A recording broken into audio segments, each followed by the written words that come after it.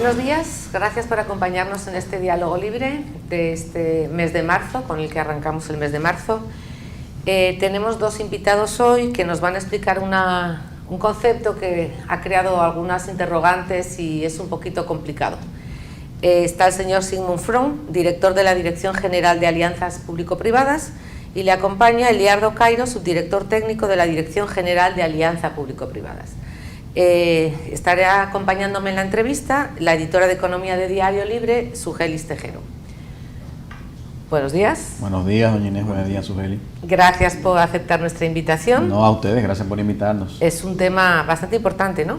Parece que sí, parece que sí. Quisiera que empezáramos por explicar a nuestra audiencia qué son las alianzas público-privadas. Al principio, cuando se empezó a hablar del término, hubo como un espanto de privatización, Sí. Pero no es exactamente eso. No lo es. Las alianzas público-privadas es una asociación por un tiempo determinado entre el Estado y los agentes privados para desarrollar un proyecto de infraestructura o servicios. Es una especie de sociedad en la cual ambas partes se ponen de acuerdo en un proyecto que para el Estado tiene un interés social de ejecutar una autopista, un puerto, un aeropuerto, pero que requiere del capital privado y requiere de las capacidades técnicas y de las capacidades logísticas del agente privado para poderlo llevar a cabo. Es una manera de que el Estado pueda apalancarse del capital privado, del financiamiento que pueden proveer los agentes privados para poder ejecutar proyectos que no puede por sí mismo en momentos determinados debido, primero, a las precariedades económicas o las limitaciones económicas que tiene un Estado en capacidad presupuestaria, y también en aquellos casos en los cuales entiende que el proyecto a ser desarrollado requiere de ciertos grados de profesionalismo, de ciertos grados de tecnicismo, que no puede proveerlo el propio Estado a través de sus instituciones, sino que es más factible apoyarse en las capacidades y en las experiencias del sector privado para llevarlo a cabo, para entonces que este proyecto sea una realidad. Si miramos a experiencias anteriores, puede haber cierto recelo. Por ejemplo, ¿sería una alianza público-privada la autopista de Samaná? Sí, lo es, sí lo es. Y salió muy mal. Salió muy mal, definitivamente salió muy mal, pero no por eso podemos satanizar las alianzas público-privadas, porque en el caso de la autopista de Samaná se dieron muchos elementos por los cuales esta salió mal. Primero, no teníamos una ley como la tenemos ya a partir del año pasado, que regulase de manera precisa las alianzas público-privadas, en el cual se establecen los procedimientos, cómo deben estructurarse esos proyectos, los grados de transparencia, los grados de eficacia en el cual debe llevarse un procedimiento de selección competitiva, en el cual los técnicos de la Dirección General de Alianzas Público-Privadas pueden hacer los análisis metodológicos que se requieren para poder estructurar este tipo de proyectos. En adición también, en proyectos como ese, tiene que haber un grado de honestidad por parte de los funcionarios y un grado también de comprensión de que su deber es representar los intereses del país, por lo cual en el caso de la autopista de Samaná, no queriendo inculpar a nadie, al parecer hubo la falta de interés por parte de los servidores públicos de comprender de que ese es un proyecto que se iba a atar al gobierno dominicano por cerca de 30 años, que requería primero de una correcta análisis de distribución de riesgos, que no lo hubo. Todos los riesgos recayeron sobre el Estado dominicano, y el sector privado, entonces, evidentemente, buscando su rentabilidad, lo que hizo fue acomodar un contrato que tuviese apegado a sus intereses, pero no pensando en la sociedad dominicana. Entonces, es una alianza público-privada, pero es una alianza público-privada en la cual no se hizo lo correcto que debía utilizarse y no se distribuyeron los riesgos equitativamente, que eso es parte. Yo creo que uno de los elementos fundamentales de toda alianza público-privada, doña Inés, es la distribución equitativa de riesgos. O sea, si en esa autopista no iban a transitar los vehículos que se estudiaron, o sea, que se verificaron previo a, y que los estudios dieron como cuáles eran las previsiones de ese tráfico, no podía, ante la ausencia de eso, el Estado entonces tener que cargar con toda la responsabilidad, toda la culpa, toda la carga financiera, sino que el agente privado también tiene que cargar. O sea, en un proyecto de alianza público-privada, lo idóneo es que cada cual de las partes cargue con el nivel de riesgo que tenga mayor capacidad de soportar. Por ejemplo, el Estado Dominicano tiene que cargar con los riesgos que implican, por ejemplo, cualquier situación que se pueda generar por inactividad gubernamental, por violación a las leyes, por incumplimiento de cualquier disposición. El Estado tiene que cargar, por ejemplo, con los que son las cargas expropiatorias de un proyecto, por ejemplo, de infraestructura vial, porque son potestades propias del Estado Dominicano. Pero la parte financiera, en principio, debe caer por la agente privado, porque es una especie de negocio. El agente privado está haciendo un negocio con el Estado Dominicano. Es un negocio. Sí, es un negocio. Bueno, en ese caso es un negociazo, pero un negociazo que fue mal estructurado y que no tuvo la supervisión correcta. El presidente decía durante su discurso de rendición de cuentas, reafirmaba que se estaba en negociación con la concesionaria del peaje Sombra. Quisiera saber en qué estatus está esa negociación y qué es lo que propone el Estado Dominicano en ese caso. ¿Es reducir el monto del peaje Sombra? ¿Es reducir el plazo del contrato? ¿Es rescindir el contrato? ¿Qué es lo que están proponiendo? Tenemos meses ya reuniéndonos con la concesionaria por un mandato del presidente de la República en una comisión que designó. Y hemos entablado conversaciones en las cuales nuestro objetivo fundamental es la eliminación del peaje Sombra, porque el peaje Sombra es muy costoso para el presupuesto nacional. El presidente identificó en el discurso del sábado 27 de febrero de que son alrededor de 7.000 millones de pesos este año solamente de peaje Sombra. El año pasado fueron 60 millones de dólares y así ha sido 60, 80 millones, es más o menos ese es el monto anual. Entonces, no puede ser que el gobierno dominicano todos los años tenga que erogar esa suma de dinero y restándose al presupuesto de obras públicas, el cual puede hacer otro tipo de obra. Entonces, el objetivo es buscar la manera en la cual con el concesionario se establezca un modelo mediante el cual estos puedan subsistir solamente con lo que es el ingreso del peaje por los vehículos que pasen por la autopista, y que el Estado Dominicano ya se tenga que quitar ese tema de arriba. Definitivamente es una negociación que tomará su tiempo, es un proceso largo, no un proceso tan sencillo, porque ellos están representando, defendiendo sus intereses, están defendiendo también lo que para ellos es un negocio, y el Estado está defendiendo el interés general. Yo creo que al final del día la empresa sí ha ido comprendiendo de que es insostenible la situación de la autopista. Es una empresa colombiana. Es una empresa colombiana, sí, una empresa colombiana. La actual propietaria, porque sí debo aclarar que esta no es la empresa que resultó adjudicadora, no, sino que hubo una empresa previa que también era de origen colombiano, que hace varios años atrás vendió su carpeta de activos, no solamente esa concesión, y fue adquirida esa concesión por un grupo colombiano muy importante.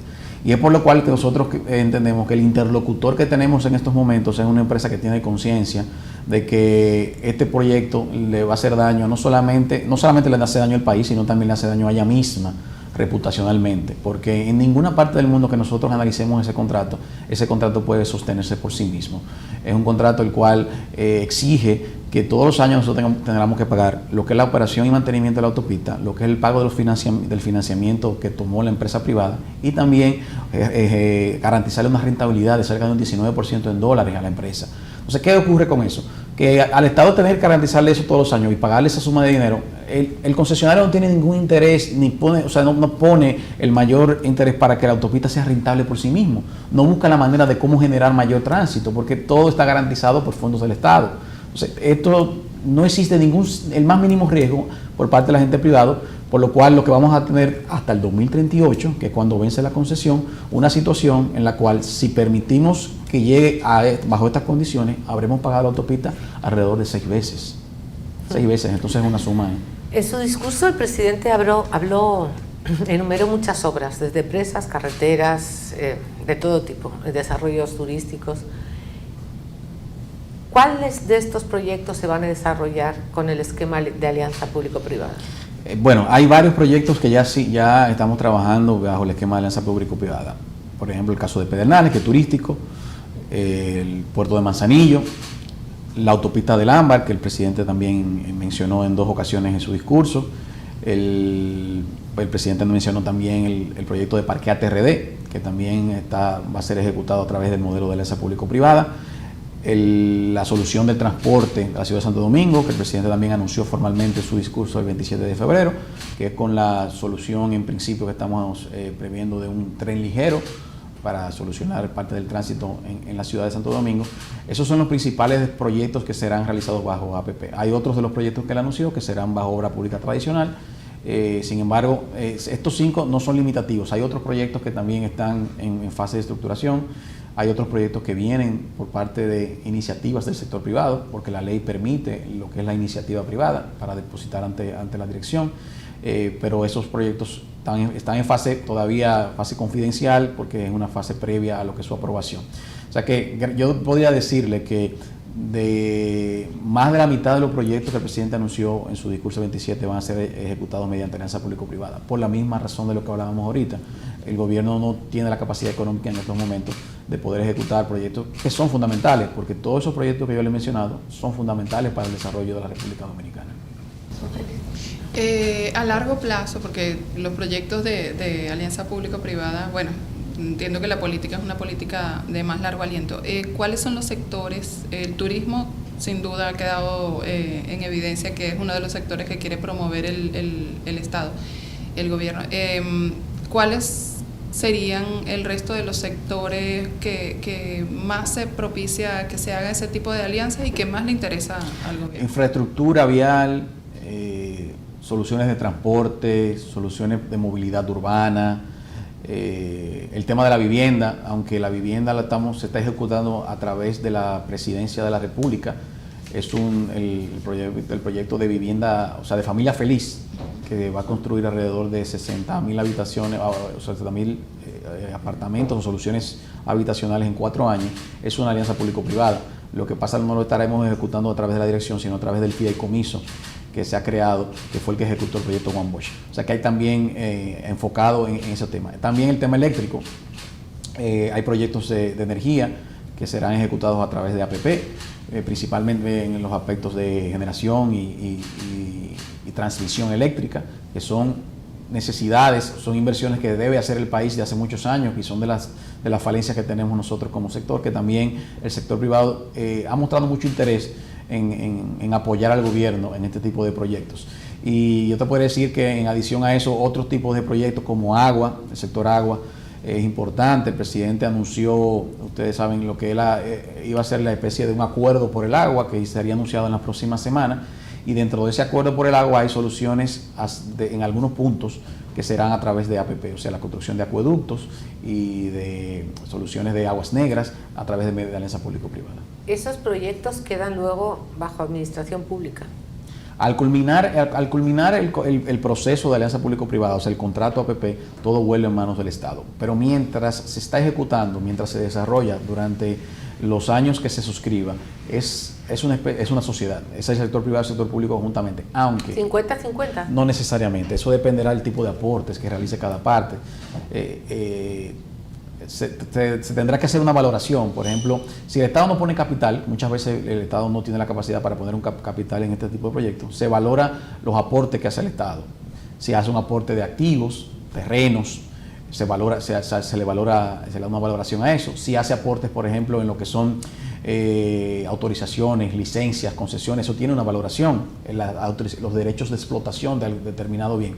Mientras que el sector privado se valora el capital, el aporte financiero que hace, y ahí se determina cuál es la proporción accionaria que tendría cada quien. En este caso, la ley ni exige ni establece un mínimo ni un máximo de capital accionario por parte del Estado ni del empresariado. Pero sí es típico de este tipo de proyectos que al menos la administración de los proyectos quede en manos de la propiedad privada, o sea, de la gente privada, porque el Estado no tiene, primero, no es su rol, no es el rol del Estado administrar un acueducto o administrar posiblemente una planta, sino que el Estado lo que tiene que velar porque ese proyecto rinda, primero, los frutos por el cual fue contratado, segundo, que tenga el impacto colectivo y social que se busca, y también, tercero, que sea eficiente. Entonces, la administración durante el periodo de contratación, que puede ser desde 5 años, el mínimo que establece la ley, hasta 40 años, por lo general queda en manos del sector privado. Y luego de culminar el contrato de APP, todo vuelve a manos del sector público, incluyendo todas las mejoras, todos los activos que se hayan hecho. Es por eso que, por ejemplo, el caso de Pedernales, si logramos hacer la alianza público-privada, todo lo que son las construcciones hoteleras, todo eso a los 40 años vuelve a manos del Estado. Y esa es la diferencia con lo que usted preguntaba al principio, doña Inés, que el tema, esto no es privatización. Las APP no se enajena de manera definitiva ningún bien del Estado, a diferencia de la privatización, que sí hay una enajenación de carácter permanente. Hemos puesto un ejemplo de algo que salió mal, que es la autopista de Samaná. Sí. ¿Tiene algún ejemplo de algo que salió bien? Sí, por ejemplo, Gejaina es un buen ejemplo. Pues tú sabes que fue uno de los procesos de alianza público-privada que se llevaron a cabo en las finales de los 90, con los procesos de privatización, como se denominó, o capitalización del sector eléctrico, y esa es una empresa sumamente rentable. Gejaina, el Estado tiene un 50%, el Estado tiene más de 20 años que no invierte capital y ha recibido o recibe promedio alrededor de 70, 80 millones de dólares anuales de dividendos. O sea que ha sido una alianza público-privada sumamente exitosa. ¿Y por qué se quejan tanto las ejes? No, si reparten 80 millones de dividendos, ¿de qué se quejan tanto todo el año? Gejaina no puede quejarse, Gejaina no puede haber queja, porque además ha habido un incremento de los activos de la empresa. Era una empresa que tenía al momento de la capitalización, si no me equivoco, 3 plantas, y ahora tiene alrededor de 7 u 8 proyectos energéticos, incluyendo proyectos de energía alternativa, o sea, de energía eólica, energía fotovoltaica. O sea que ha sido un modelo exitoso de alianza público-privada, y ha sido debido a que, primero, se llevó bien la estructuración; segundo, el Estado ha permitido que el sector privado administre esa empresa. Siempre, evidentemente, si es parte del board, es parte del consejo, verifica las inversiones y recibe su rentabilidad. Y para eso que está. Hay una propuesta de una reforma de la ley de alianza público-privada. Es curioso porque la ley apenas se aprobó el año pasado. Sí. Entonces, ¿qué es lo que sienten que le hace falta a esta ley que no se tomó en cuenta? Se decidió hacer la sugerencia de modificaciones de la ley por lo siguiente. A pesar de que la ley 4720 tenía años de discusión en el Congreso Nacional, al final su aprobación, fruto de la misma presión que ya ameritaba, el país tenía una presión por muchos sectores y organismos multilaterales que habían apoyado, como el BID, el Banco Mundial, se hacía necesaria la aprobación de la ley. Y nosotros entendemos que los legisladores obviaron algunos aspectos importantes, que debido, me imagino, a la premura de último momento de su aprobación. Cosas como la ley establece un sistema único, por ejemplo, de ejecución de proyectos. O sea, tomamos un modelo muy similar al que existe en las leyes peruanas, y es que la ley de APP está muy enfocada a grandes proyectos de infraestructura y no sabe distinguir lo que son proyectos de infraestructura a proyectos de menor cuantía o de menor alcance, como un proyecto de servicio. Entonces, un proyecto que puede ser ejecutado en menor tiempo, con menor rigurosidad, tiene que ajustarse a todos los procedimientos que establece la ley para lo que sería un ejemplo, por ejemplo, de un proyecto como una autopista, como un desarrollo de un puerto. Y un proyecto sencillo, por decir, voy a poner un ejemplo. Hay una ley que establece lo que es el registro de garantías mobiliarias, una ley previa a la de 4720, si no me equivoco, la 4620 creo que establece la necesidad o la obligatoriedad de hacer un registro de todas las virtual y un software de todo lo que son las garantías mobiliarias en la República Dominicana. Por ejemplo, pagarés, cualquier tipo de garantías que se dan, operaciones de compra y venta de vehículos, porque aquí no existía ese sistema. Eso es un sistema muy sencillo, un sistema no muy complejo. Y la ley ordena que se haga a través de un modelo de alianza público-privada. Pero cuando nosotros estamos viendo de qué manera estructuramos ese proyecto a través de la ley 4720, nos damos cuenta que el procedimiento para llevarlo a cabo es muy tedioso, porque la ley 4720 está enfocada a proyectos de gran infraestructura. Entonces, proyectos como este, que son proyectos que pueden salir sencillos, rápido, porque el Estado no hace un aporte económico, porque simplemente es un derecho que se está concediendo, una especie de autorización para que un privado opere un servicio. A través de la ley se ve, o sea, es una especie de ancla para que esos proyectos puedan salir con la celeridad que la amerita. Entonces, hemos identificado la necesidad de segregar, de hacer una distinción en la ley de cuáles son los proyectos de infraestructura que requieren de toda esa rigurosidad en la elaboración de análisis, y cuáles proyectos requieren una mayor celeridad, una especie de fast track. Entonces, eso es uno de los elementos. Y el segundo elemento importante que quedó vacío en la ley, es el tema de las concesiones. La ley 4720 derogó de manera expresa lo que se establecía en la ley 340 de contrataciones en lo relativo a las concesiones. y estableció que las concesiones quedaban eliminadas y que todo lo dirigía a la ley 4720. Sin embargo, ha quedado una especie de área gris, porque hay muchas instituciones y áreas que entienden que tienen capacidad de poder ejecutar procesos de concesión y no ajustarse a la ley 4720. Entonces, al no existir ya la concesión en la ley 340, se quedó una especie como en el limbo jurídico de qué se van a hacer con algunas concesiones especiales que no necesariamente son alianza público-privada. Entonces, nosotros nos hemos visto en la práctica. No entendí. Bueno, ¿qué tipo de concesiones? Por ejemplo, concesiones portuarias. Vamos a una concesión de un puerto. La ley de portuaria establece, una ley muy antigua, del 75, si no me equivoco, que la autoridad portuaria tiene la potestad de otorgar concesiones a operadores privados para operar cualquier tipo de puerto propiedad del Estado. Pero esa ley se sujetaba al procedimiento concesionario establecido en la 340, que fue una ley muy posterior, del año 2006, que establecía todo el procedimiento para otorgar una concesión. Al eliminar la ley de APP, el procedimiento de la 340, en este caso Apordón se queda en el aire y dice, bueno, ¿cuál es la ley que me rige a mí? ¿Me rige la ley 4720? ¿Esto realmente es una APP o esto es una concesión pura y simple? Entonces hay un debate en cuanto si una concesión pura y simple, o sea, el otorgamiento de una autorización a un privado para explotar un activo o un bien del Estado entraría como una alianza público-privada. Entonces, ¿y eso es lo que se está discutiendo ahora? Bueno, el proyecto lo estamos culminando ahora, y esta semana ya entra en la fase final su borrador, los enviaremos a la consultoría jurídica y consultoría jurídica lo enviará al Congreso para que sea discutido. Okay. Si tuviéramos que hablar de un monto de las alianzas que están propuestas en este momento, al menos las que están bien encaminadas, ¿de qué inversiones estamos hablando que estarían en total? Bueno, creo que preliminarmente podríamos hablar cerca de 5.000 millones, 6.000 millones de dólares. Sí, porque entre proyectos como Pedernales, Manzanillo, El Ámbar, y proyectos como Parquéate y el tema de transporte vial, estaríamos cerca de los 5.000 a 6.000 millones de dólares. Cuando hablas del proyecto de Pedernales, ¿cuál es el proyecto de Pedernales? Ok, el proyecto de Pedernales, ¿qué es? El proyecto de Pedernales es la conformación de un destino turístico.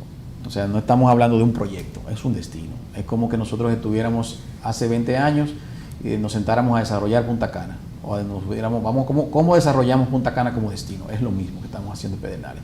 Pedernales tiene años y décadas esperando el desarrollo, y gobiernos tras gobiernos anuncian que viene la época de Pedernales, que llegó Pedernales, pero definitivamente yo creo que ya se llegó el momento de Pedernales porque hay una voluntad política firme de ejecutarlo, además de que se ha dado, las oportunidades están ahí abiertas para eso. Primero porque ya tenemos al final posesión de los títulos, jurídicamente hablando. Los terrenos de Valle de las Águilas, los terrenos de Pedernales tenían años siendo litigados en los tribunales de la República, es muy conocido por todos. Pero ya hubo sentencia de nuestro Tribunal Supremo hace unos años atrás, otorgándole o restituyéndole al Estado Dominicano los derechos de propiedad de todos los terrenos de Pedernales. Eso nos permite a nosotros entonces utilizar esos terrenos como un activo. Pero no un activo para venderlo, porque el gobierno ha decidido no vender los terrenos, sino cómo nosotros aportamos esos terrenos a un fideicomiso, para que ese fideicomiso pueda captar recursos financieros en el mercado y entonces recibir esos recursos en el fideicomiso y ejecutar las obras que se requieren para el desarrollo del proyecto. ¿Qué tipo de obras estamos hablando?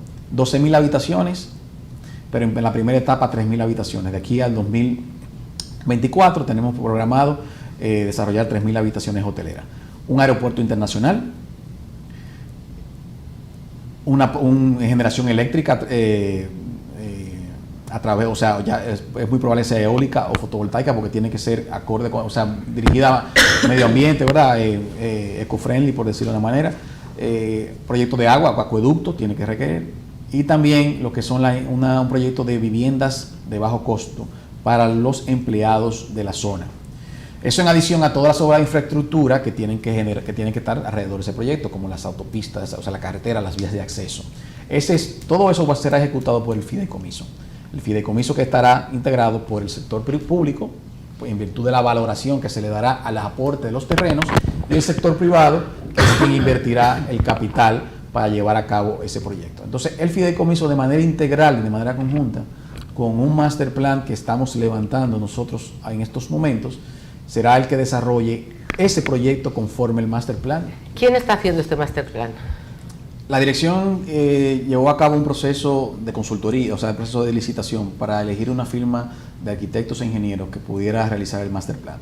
Esta firma fue adjudicada hace varias semanas atrás y está haciendo las labores de ejecución. ¿Y qué firma es? Se denomina ARCA, se llama la empresa. Es una empresa dominicana, pero conformada por profesionales dominicanos e internacionales. Tuvo que realizarse una especie de asociación de profesionales, porque requerimos ahí arquitectos, ingenieros, especialistas en aeropuertos, especialistas en proyectos de agua, especialistas en temas ambientales, project manager, ¿verdad? Electricidad, telecomunicaciones, porque es identificar un destino completo. Entonces, ¿y se hizo una licitación sí, y claro ganó que esta sí, señora? claro que sí. Claro esta que señora sí. no, esa empresa. Esa empresa. Sí, pero también hemos partido de un master plan original que había contratado el gobierno anterior. El gobierno anterior había contratado una empresa canadiense que realizó una especie de diseño conceptual inicial del proyecto de Pedernales, lo que se entendía que debía existir, que eran la concepción básica de los hoteles, del aeropuerto, dónde iban a estar ubicados los hoteles en primer grado, cuál era el tipo de desarrollo turístico que debe llevar a cabo. Entonces nosotros tomamos ese master plan, porque no podíamos despreciarlo, era un trabajo realizado con mucha calidad, y entonces esta empresa es la encargada entonces de aterrizar, o sea, de poner en el suelo lo que es el desarrollo de ese proyecto. Entonces, una vez identificado ya con los estudios que esta empresa tiene que dar como resultado, entonces podemos iniciar trabajos. Esta sería como la joya de la corona de las alianzas. Sería el primero, el más fuerte. No creo que sea el primero, no será el primero, pero es la joya de la corona por la envergadura del proyecto y por el impacto que tendrá no solamente en la zona, sino en el país completo. De las alianzas que ya están, de las que vienen de la ley anterior y de toda la normativa anterior, ¿la del peaje sombra es la única que se está revisando o hay otras que hayan chequeado que se puedan mejorar? No, ahora mismo sí, el único proyecto que realmente estamos en proceso de negociación y revisión es ese, porque los demás proyectos en gran medida han ido, o sea, no son de esa envergadura. Podría haber asociaciones público-privadas por ahí más pequeñas que el gobierno no ha identificado que tengan la necesidad de revisar, porque también nosotros estamos conscientes de algo. Para que las alianzas público-privadas puedan desarrollarse en este contexto actual, tiene que haber seguridad jurídica. Y si los inversionistas, tanto locales como extranjeros, identifican que el gobierno está en una fase de revisión total de todos los proyectos APP, no podemos vender las APP. Lo que pasa es que el caso de Samaná es un caso lesiona mucho los intereses del país y se hace una realidad la revisión del contrato. Pero lo que se debe buscar en este tipo de contratos es que los mismos, a pesar de que están sujetos a revisión, en cualquier momento se le dé las garantías al inversionista de que el Estado va a respaldar el contrato conforme se suscribió. Y por eso es que nosotros debemos estructurar proyectos bien antes de firmar los contratos. Una vez firmamos los contratos, estamos atados a contratos a 25, 30, 35 o 40 años, que son contratos que son banqueables, que son contratos que buscan fondos de pensiones, que buscan fondos de inversión, por lo cual mal haría el Estado estar en un proceso de revisión de todos los proyectos. ¿Estas alianzas público-privadas atraen capital extranjero o dominicano? ¿En qué proporción? Y si es extranjero, ¿de dónde? La proporción, bueno, eso dependerá de cada proyecto y dependiendo el apetito que tenga los inversionistas. Pero sí, la idea es, la ley no distingue de capital extranjero o capital local. Y tampoco la cantidad que debe tener para cada proyecto. ¿Qué tipo de inversionistas extranjeros se acercan? Fondos de inversión, principalmente, grandes fondos de inversión que tienen muchos recursos, bancas de inversión, grandes bancos de inversiones que están por ahí también con gran capacidad económica, organismos multilaterales también. En algunos casos tienen interés, por ejemplo, el caso de Pedernales ha mostrado interés o ha despertado el interés de organismos como que tienen fondos verdes, que tienen, como es un proyecto que tiene esa finalidad, por lo cual esos más o menos son por lo general entes institucionales y fondos de inversiones más que inversionistas puntuales individuales. En todo este proceso de avance de los contratos, de ver cuáles son el master plan y todo,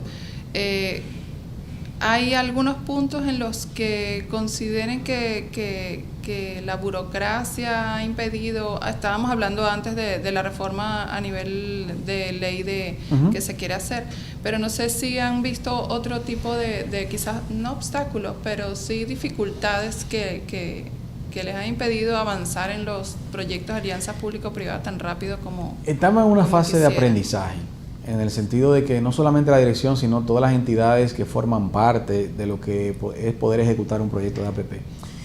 Y es bueno recordar que la dirección tiene un consejo, que es el órgano superior, que es el que toma las decisiones, por ejemplo, de adjudicación de un proyecto, el que declara o el que tiene también la declaración de interés público de un proyecto, que está conformado por diferentes ministerios: Ministerio de la Presidencia, de Economía, Hacienda, Consultoría Jurídica y Dirección de Compra y Contrataciones. Son diferentes ministerios que también a la vez están aprendiendo.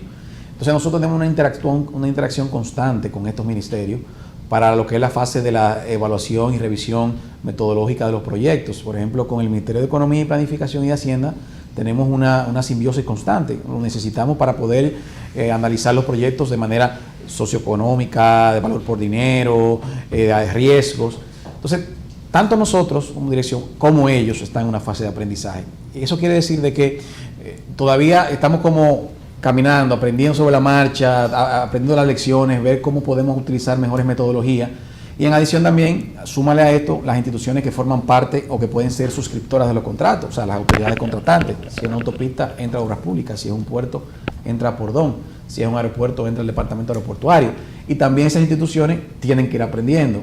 Pero además añádele lo que es medio ambiente, lo que es energía y minas, para proyectos que son transversales esas instituciones en los diferentes proyectos. También está en una fase de aprendizaje. Por lo cual, a tu pregunta, definitivamente nos hemos encontrado con obstáculos, pero yo no creo que sean obstáculos deliberados, tomados por los funcionarios, porque ellos saben que hay una voluntad del presidente de promover estos proyectos, sino que estamos en la fase de capacitar técnicos que ellos no tienen. Estamos nosotros en una labor muy constante de educación, de promoción. Nuestro equipo ha estado realizando cursos a esos ministerios para capacitar esos técnicos. Entonces yo creo que en la medida en la cual se vaya aprendiendo un poco, vayamos manejando estos proyectos, iremos desapareciendo los obstáculos que existen. Pero sí, al principio son difíciles. ¿Quién les fiscaliza? A nosotros nos fiscaliza un consejo, como acabamos de mencionar, el Consejo de Alianza Público-Privada, que es el que es nuestro organismo superior, que está conformado por varios ministros, y está el director de compras y contrataciones también ahí, y es el que nos fiscaliza las actividades constantes. Pero en adición tenemos todas las demás entes fiscalizadores del Estado. O sea, Contraloría nos fiscaliza, Tesorería, DIGEPRES, la Dirección de Compras. O sea, nosotros estamos bajo el mismo régimen de función pública que cualquier institución. Hace unos minutos mencionó el tema de las inversiones y habló de los fondos de pensiones. Esto fue un aspecto que cuando se tocó por primera vez el año pasado fue como los fondos de pensiones, porque también está el tema del retiro del 30%. Sí. O sea, vino todo como en esa bola de ruido. ¿Cuál es el estatus actual? ¿Se está tomando en cuenta invertir con recursos de los fondos de pensiones? Los fondos de pensiones son los que se nos han acercado con muchísimo interés, porque en la República Dominicana los fondos de pensiones solamente tienen dinero en el Banco Central y Hacienda, bono de Hacienda y título del Banco Central. Es el único lugar. Por lo cual hay un interés de los fondos de pensiones de buscar otras ofertas, o sea, otra área de inversión para diversificar su cartera y también buscar mayor rentabilidad. Entonces, los proyectos APP en todas partes del mundo son proyectos atractivos para los fondos de pensiones. Chile, Panamá, Uruguay, México, Honduras, Colombia, gran parte de esos países, en todos esos países los proyectos de alianza público-privada han sido financiados por los fondos de pensiones en gran medida, porque los proyectos APP, si están bien estructurados, la rentabilidad es atractiva.